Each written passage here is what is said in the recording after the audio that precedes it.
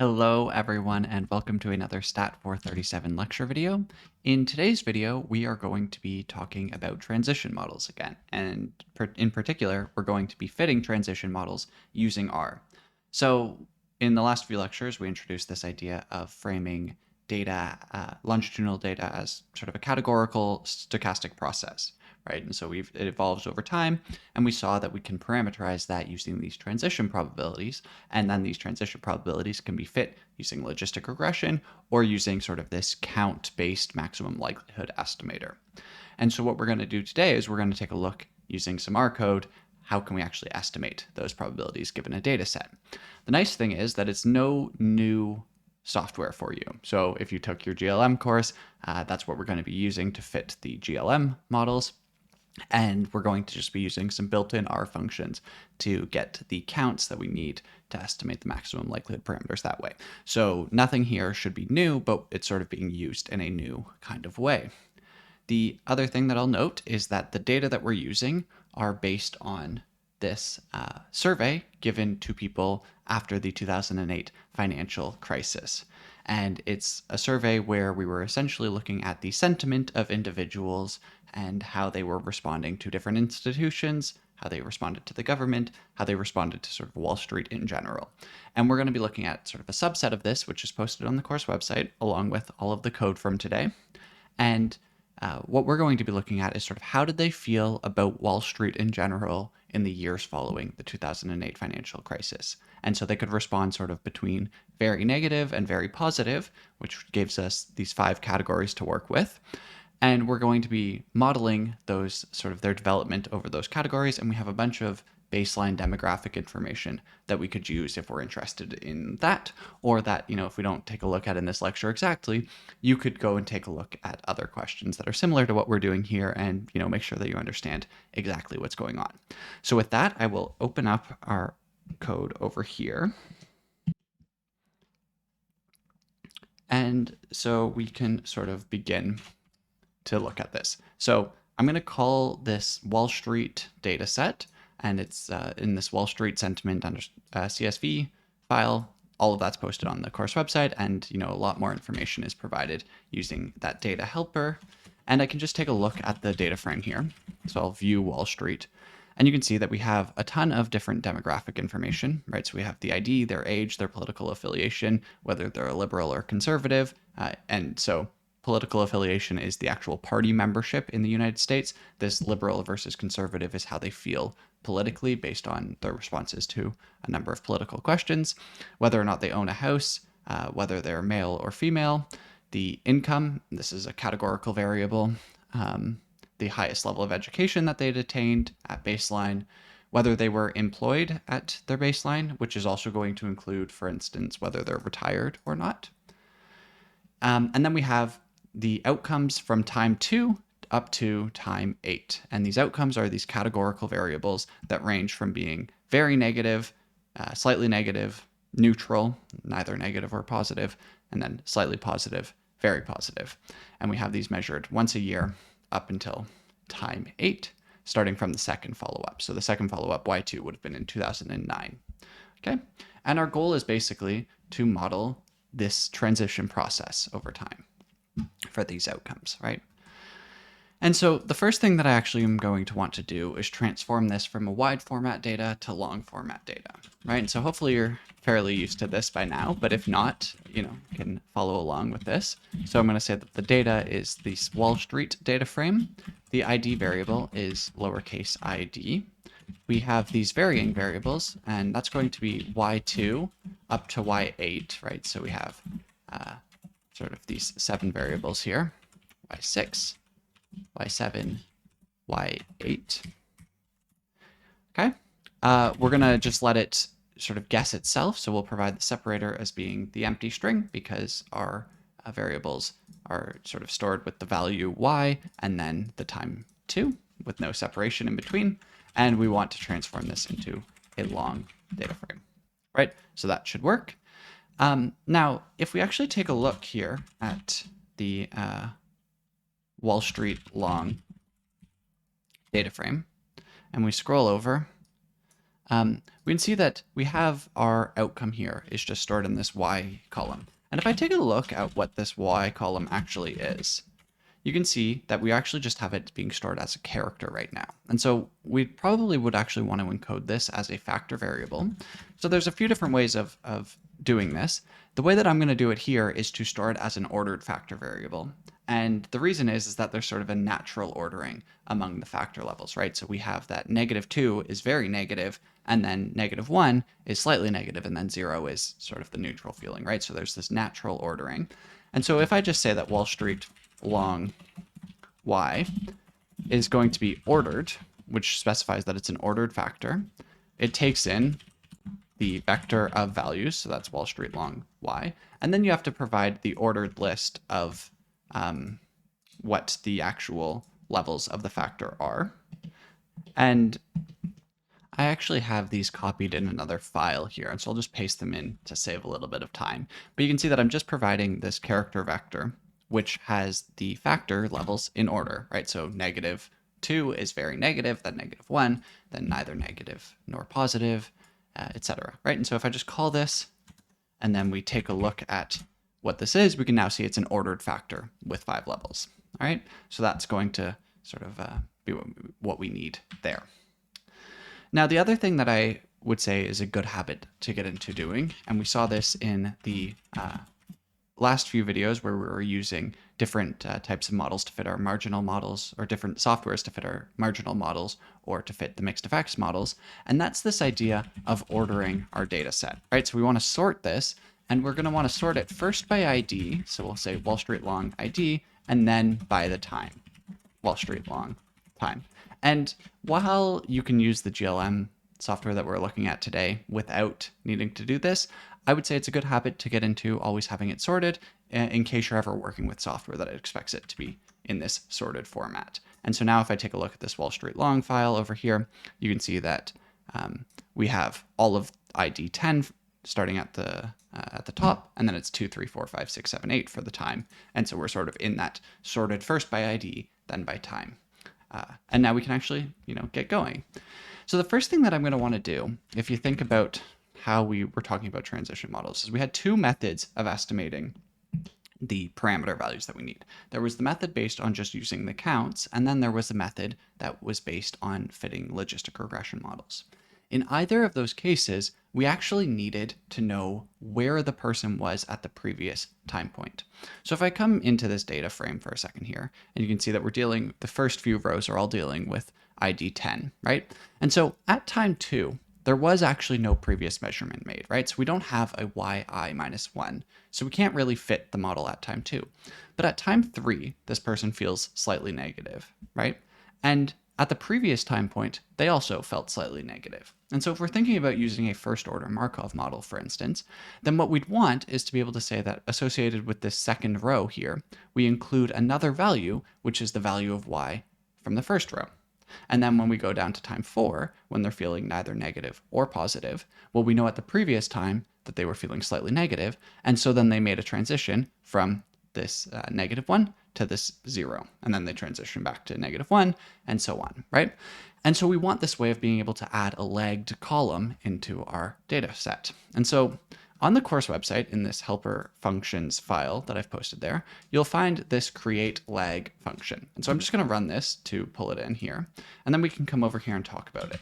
And so what I will do is I'll define this Wall Street long lagged data frame, and I'm going to have it be the results of this create lag function. And so we require a few parameters here. The first one is just the data set that we're working with, so Wall Street long. The next is the ID column, right? And the reason we need the ID column is because we're taking lags within each individual, right? So we want to take all of the observations we have for ID 10, and we want to offset them by 1 if we want the first lag, and then sort of define them that way, right? So we need the ID. We also need the outcome column. So in that case, it's just Y for us, right? And then we want to provide the number of lags, or n lag. And so in this case, I'll just do n lag 1. I'll run this, and then we can view this data set here. And if we scroll over, you can see that we now have this y lag column, right? And it's a little bit hard to read because this y-lag column has the numeric values of the factors pulled out. So to make this a little bit easier, what I'm going to do is I'm going to come in here and I'm going to say that the outcome here is now going to be a numeric value of the outcome. And all that's going to do is it's going to take the factor levels and it's going to convert them into being 1, 2, 3, 4, or 5, depending on which category they fall into. And because we have them ordered, we know that those 5 levels are going to be in the correct order there. And so we can run that, pull back this here, and now it's a little bit easier to see what's actually going on. So you can see that for individual number 10, at time 1, they were a 2. At time 2, they were a 2, and their first leg is a 2, right? And that's because we're pulling from this first value here. Then they were a 3, and their first leg is a 2, and that's because we're pulling from the time before, right? And so going down this whole list here, right, this individual fell to 4 at the second time. At the previous time, they were a 2, and then they were a 2, and you can see the previous time they were 4, right? And so using this helper function that we've defined here, you can sort of create up to as many legs as you could possibly need. So I could come in here and say n leg is equal to 5, and if I pull open this data set now, you can see that we have legs 1 through legs 5, and all this is going to be is, at this time, we were feeling a 3, we were feeling neither negative or positive. Okay, it overwrote the y again, but that's fine. And so then if you go back 5, 1, 2, 3, 4, 5, they were feeling slightly negative, which is the second category. So that's why you get this 2 in the fifth leg. Okay, so you can use this. It should be posted on the course website. I'm going to keep this as 1, and I'm also going to redefine that to be a fact or a numeric variable just to make it easier to see what's going on here. Okay. And so once we have that lagged data frame, we can start to think about using a first order Markov model. And in order to sort of motivate us doing that, what I want to do is actually pull in a few different questions that we can go through and see how we could answer using these transition models. So I've got a number of questions copy and pasted in here, and they're a little bit hard to read because, they're quite long, but we'll just start up here at the top and then work our way through them.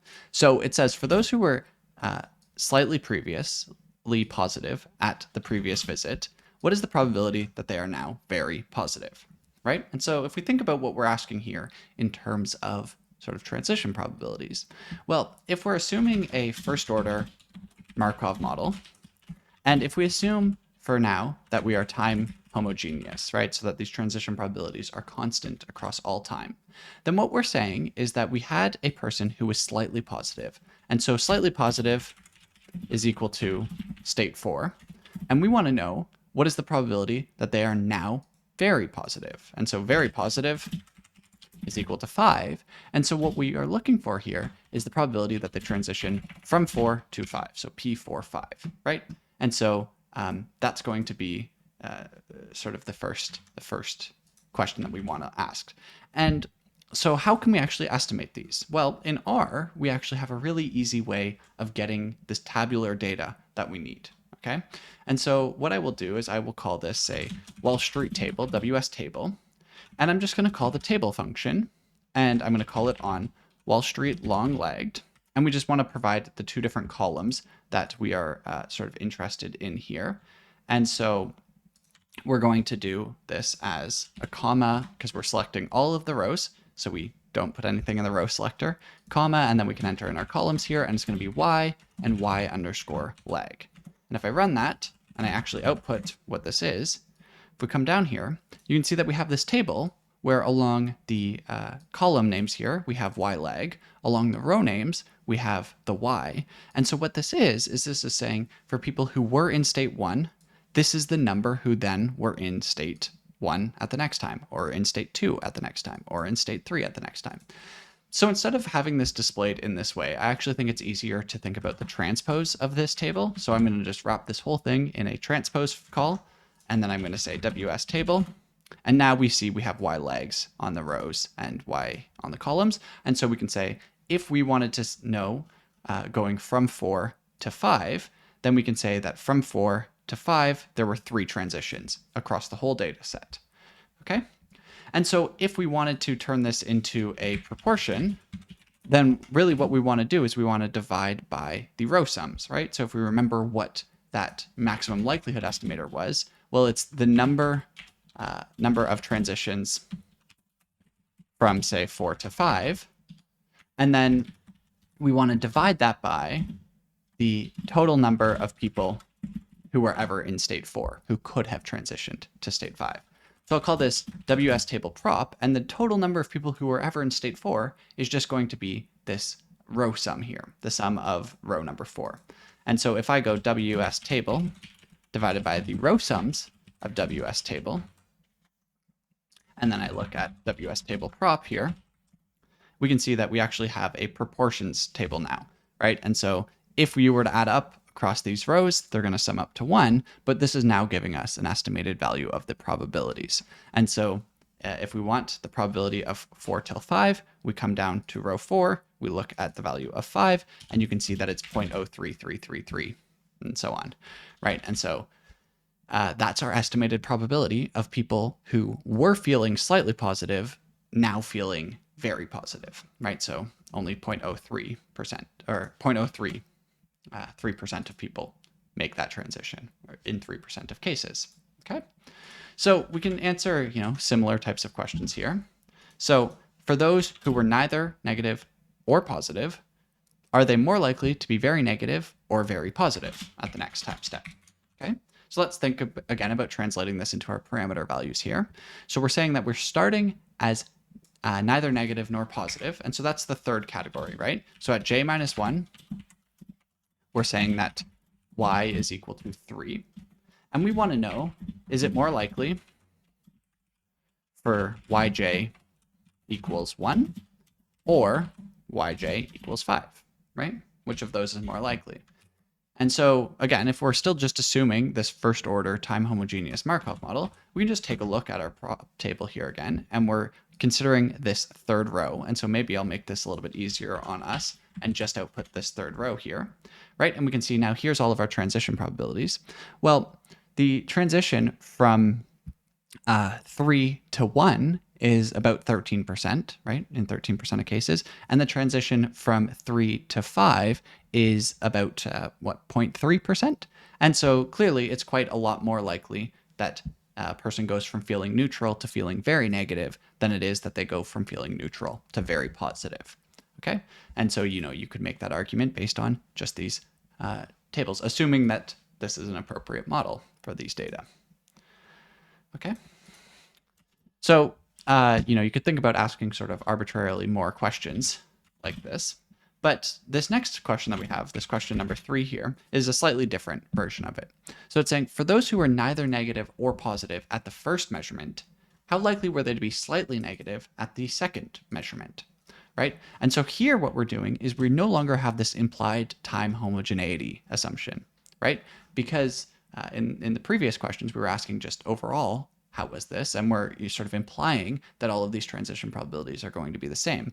However, in this question, we're saying, no, if you were in the neither negative or positive at the first measurement, so at y2, how likely are you to be slightly negative at the second measurement, so at y3? And so here, we just want to be looking at the transitions from y2 to y3. And so we can't use this WS table prop directly, but what we could do instead is sort of think about creating the same type of thing, except for where we limit our observations to those which are either in, or which are in time equals 2, or time equals 3 rather, sorry.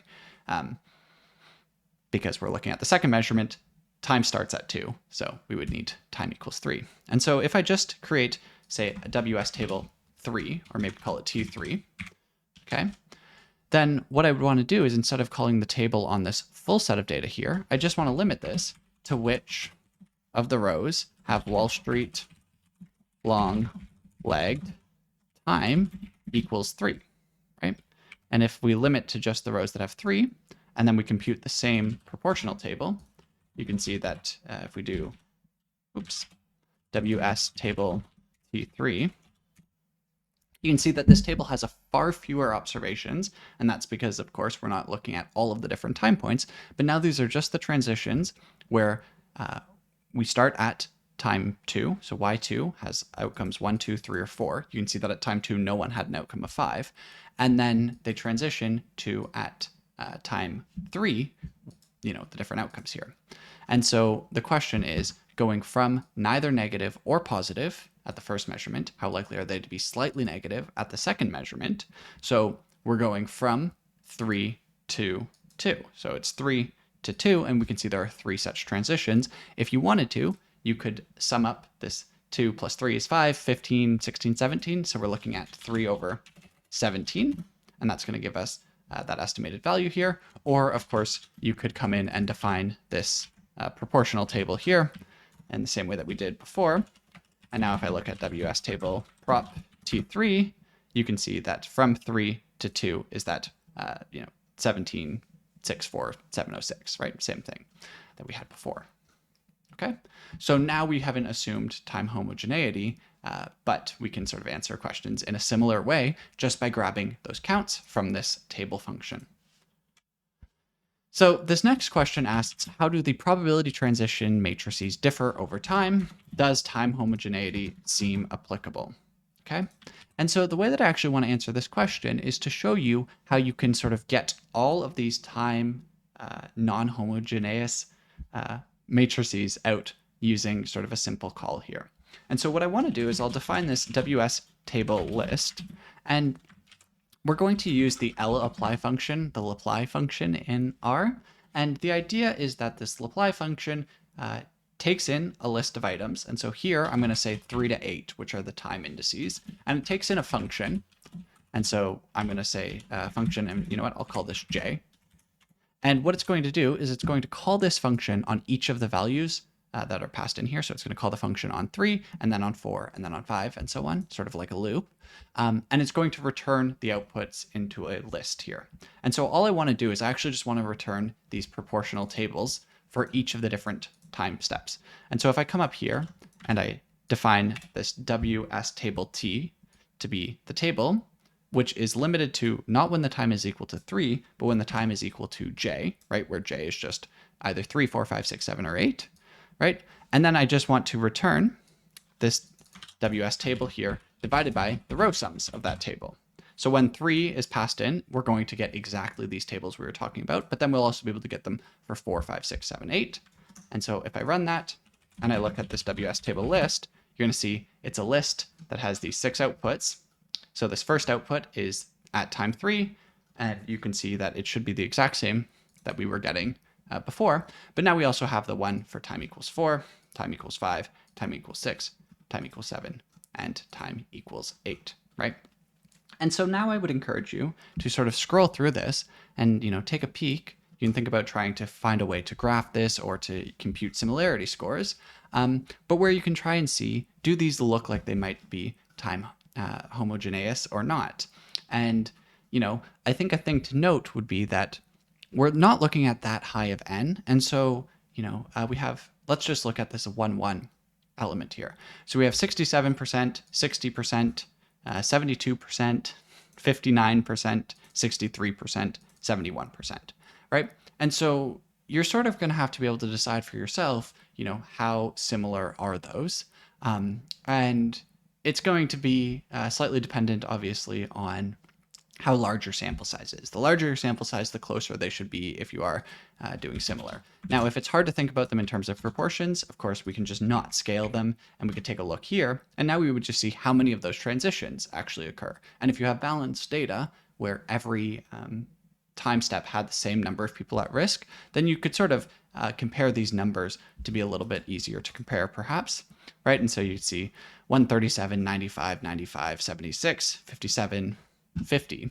And if you sort of are expecting that these transitions are happening at similar rates, then unless you have people transitioning out of one state a whole lot more than the other, it might be easier to compare the counts. But if not, then comparing the probabilities directly should work exactly as you would expect. And you can kind of make up your decision as to whether or not they look similar enough. So in the next few questions, we're going to actually be looking at well, I guess actually there's one more question here who are, it's based on these same different tables here. But one thing that I'd want to point out quickly before we move on too far is that right now we've still been assuming this first order Markov model for all of these different questions, right? These tables are going to effectively work the same way if you're going to be forming a larger, so a second order Markov model, for instance. The only thing is they become a lot harder to sort of interpret because instead of having, 5 previous states that you can look for, you're going to have sort of 2 to the 5, right? Because you'll have 5 squared, 5 times 5 different possible options, because you could be in state 1 and state 1 and then looking at transitions, or you could be from 1 to 2 and so on, right? So you're going to have 25 different spots that you're transitioning from. And so obviously these matrices get really big really quick. And when you don't have a lot of data, they're going to be quite hard to estimate reliably because you're not going to observe that many people who go from 1 to 1 to 3, right? And so as soon as you start having a lot of zeros in your observation matrices, you're not sort of going to be getting reliable transition estimates. And so for now, we're going to keep working with these single state transition probabilities, but just know that conceptually, it's exactly the same thing if you wanted to sort of move on beyond that. Okay. So for question number 5, are individuals more likely to become more positive or more negative over time? So to answer this question, I think that, it probably, there's a few different ways you could interpret this question, but my thinking for it is just going to be to take a look at this WS table prop, right? And you could just look, are the probabilities higher moving into the negative columns or moving into the positive columns? But another way that you could think about doing this is to actually sort of group them into sort of 3 different categories, right? And so if instead of using the negative, the neutral, the 2 negative columns, the neutral, and the 2 positive columns, if you group the negatives together, if you took the neutral as neutral, and then you grouped the positives together, then we could look at, calling it negative and positive versus, very negative, slightly negative, and so on. And so what I'm going to do here is actually just recode our factor, and maybe I'll work from the Wall Street long here. And just to remind myself, I don't remember if this is, so we have this as ordered right now. And so what I'm going to do is I'm going to say that this is going to be as numeric Wall Street long, just so that we can work with it as numeric data.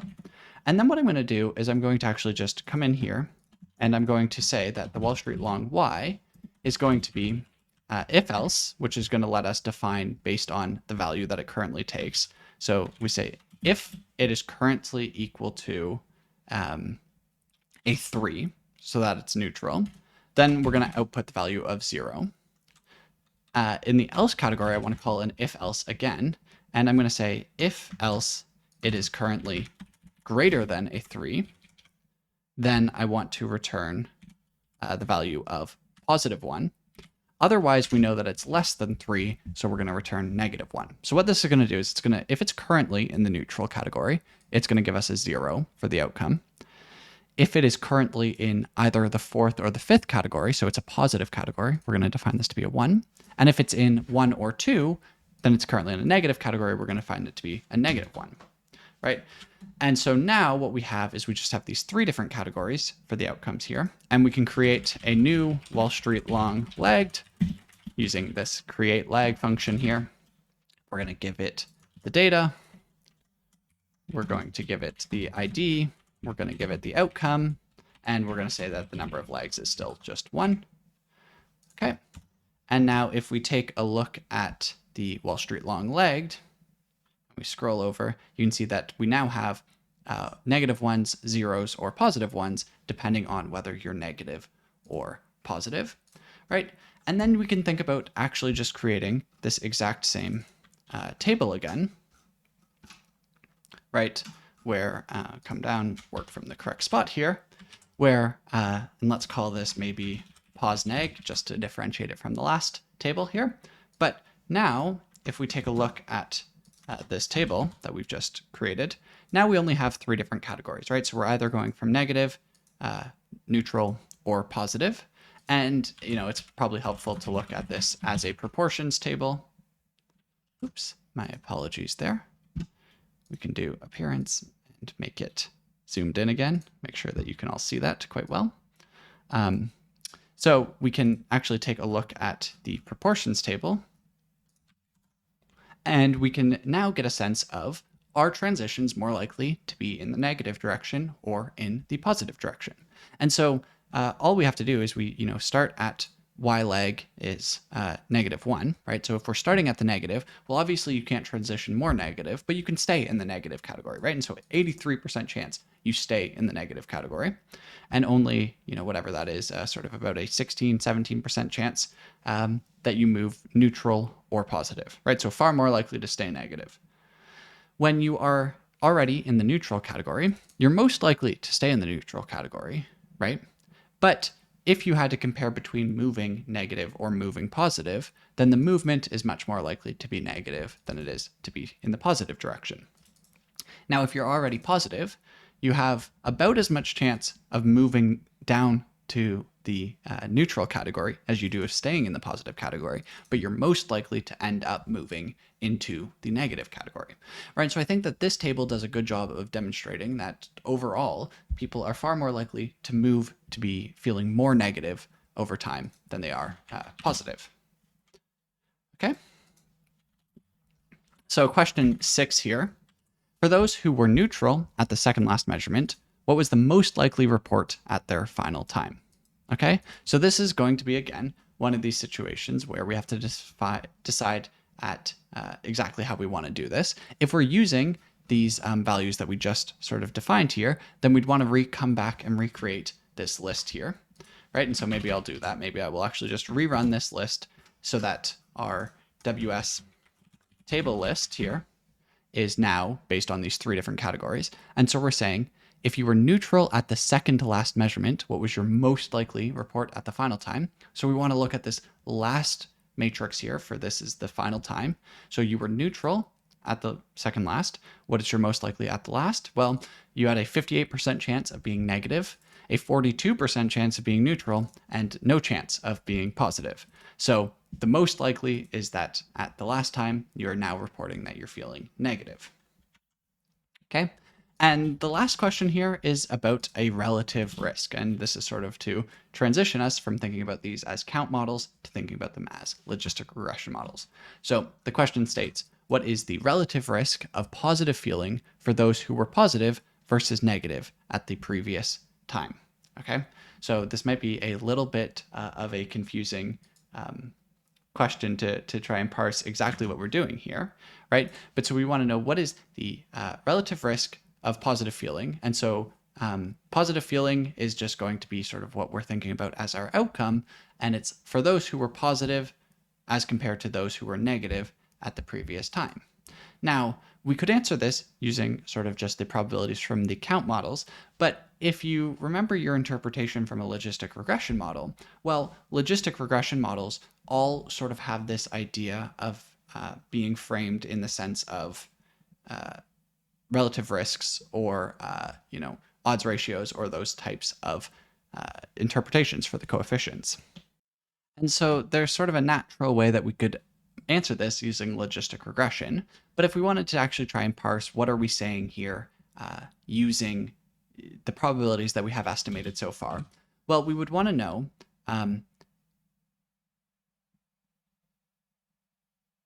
if you were positive at the previous time, what is the probability that you're currently positive feeling?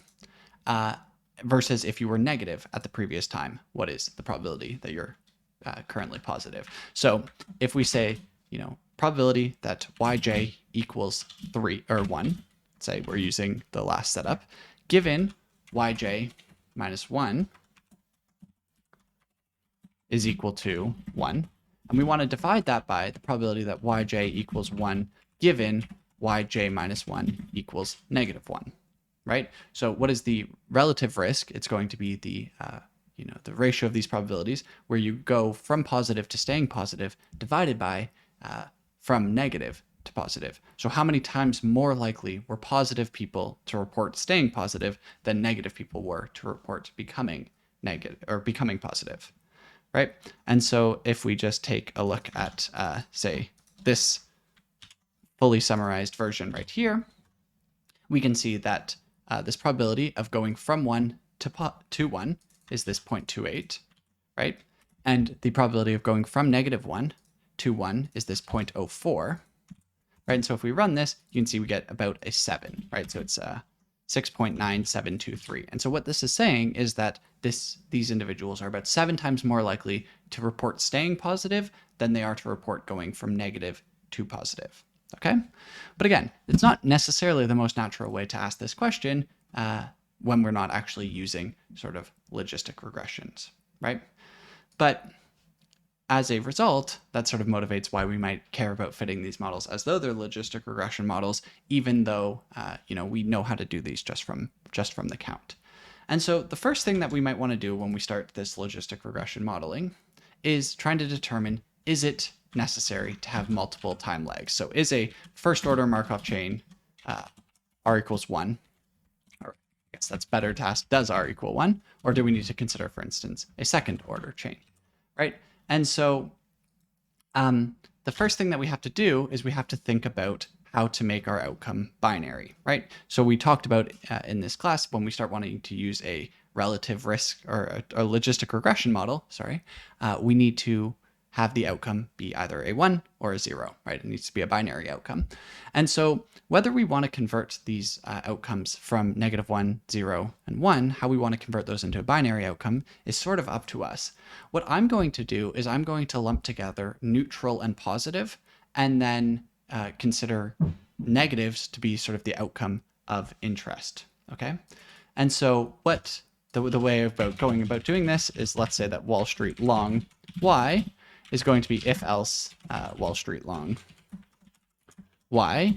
So if the Wall Street long is currently -1, so if we're negative, then I want to set this to be a 1. Otherwise, I want to set it to be a 0. So for everyone who is negatively reporting, we're going to say that that is a binary indicator equals 1, and otherwise we're going to set it being equal to 0. And so the interpretation here is this outcome is essentially the answer to the question, do you feel negatively about Wall Street? If yes, then you get a 1. If no, then you get a 0. Okay? And so the sort of idea that we're going to want to do here is we'll want to test, if we use 2 lags, does that sort of fit the data better than if we're just using 1 lag, right? And so we can create this Wall Street long 2 file, which is going to be the create lag, where we call Wall Street long. We give it the ID, we give it the outcome, and we say n lag equals 2. Okay. And now what I want to do is I want to, because we're going to be fitting GLM models to this data, I actually want to only consider those values that actually have the observations, right? So if we actually just take a look at our lag data set, there's no lag for the first observation when we create 1 lag, right? And the reason there's no lag for that is because there was no previous time measurement.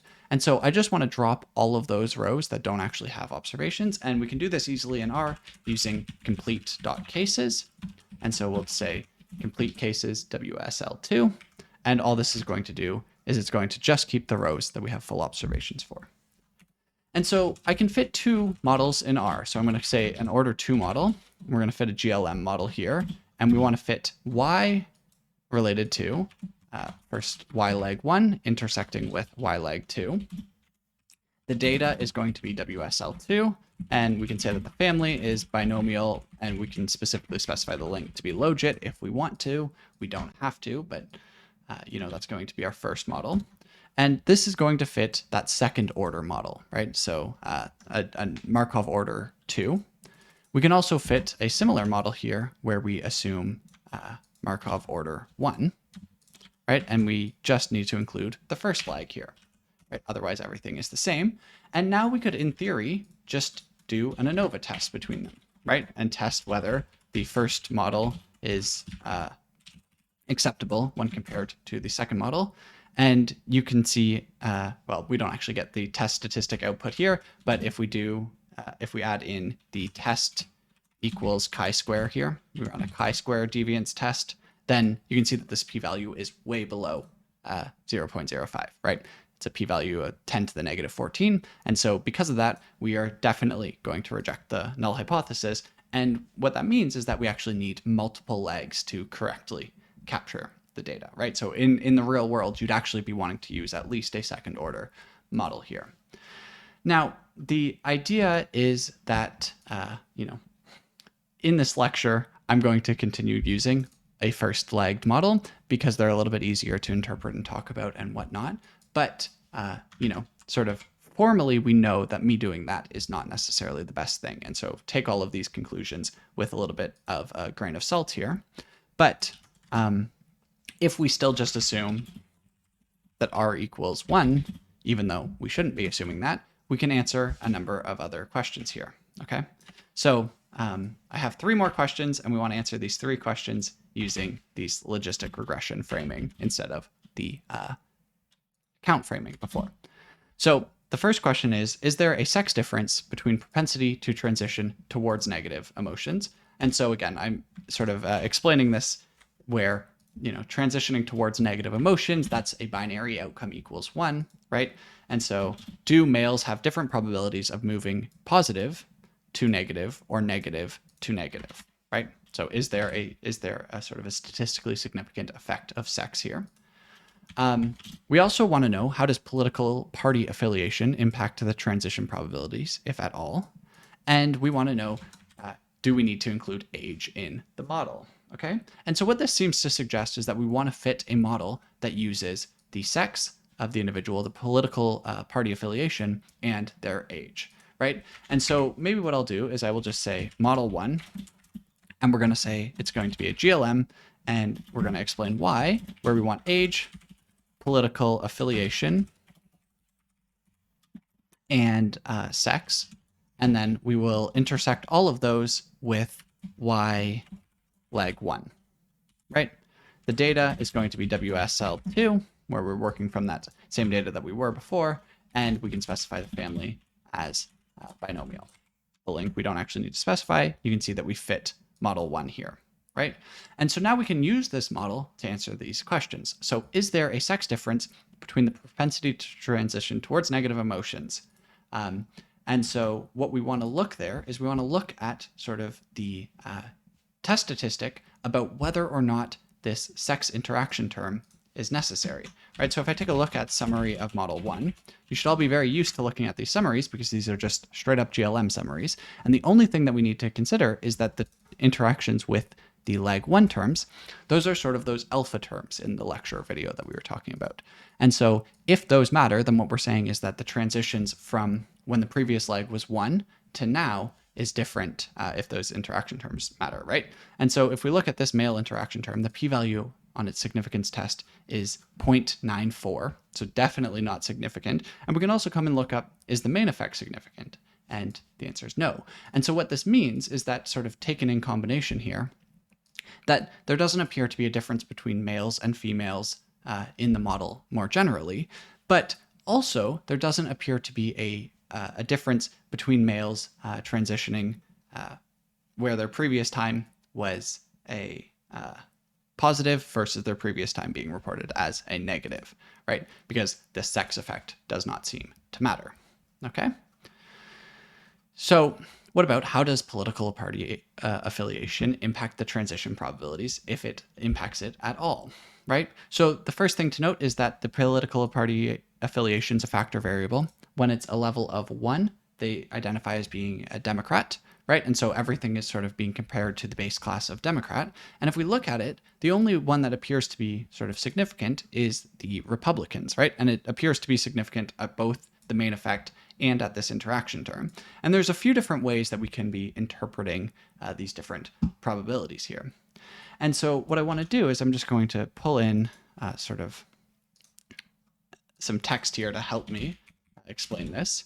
But if you think about a transition of 0 to 1 when they're a Republican versus a transition of when they're 1 to 1 as a Republican, right? You can see that we're going to be left with sort of our beta 0 plus beta 1 times their age, plus beta 2 plus beta 6 if they're male, right? So this is when they started at 0, they're now going to 1, and they're reporting Republican. So that's where this B2 is coming from.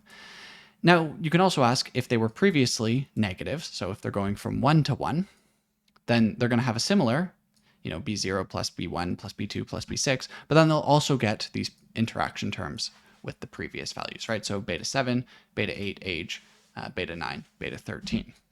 Now, if we compare these two to when someone is a Democrat rather than a Republican, you can see that we're going to get basically the same thing, except in the Republican case, we have a beta 2 added on. And then same thing with the 1-to-1 transition, where it's basically the same, except we'll have the beta 2 and we get a beta 9. Okay? And so if we take a difference between the Democrat going 1-to-1 and the Republican going 1-to-1, you can see that the difference is going to be, so if we do P1-to-1 Republican minus P1-to-1 Democrat, we're going to be left with beta 2 plus beta 9. And similarly, if we go P0-to-1 Republican minus P0-to-1 Democrat, right, we're going to be left with just beta 2. And so you can think about the fact that now we can start framing these in terms of odds ratios and odds themselves, right? So any of these coefficients are going to have some sort of log odds interpretation.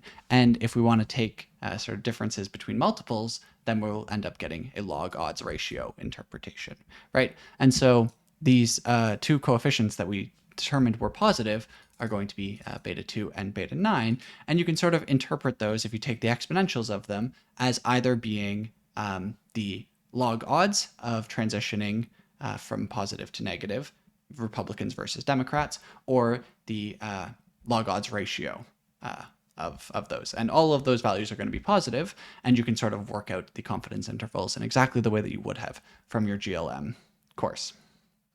Okay, so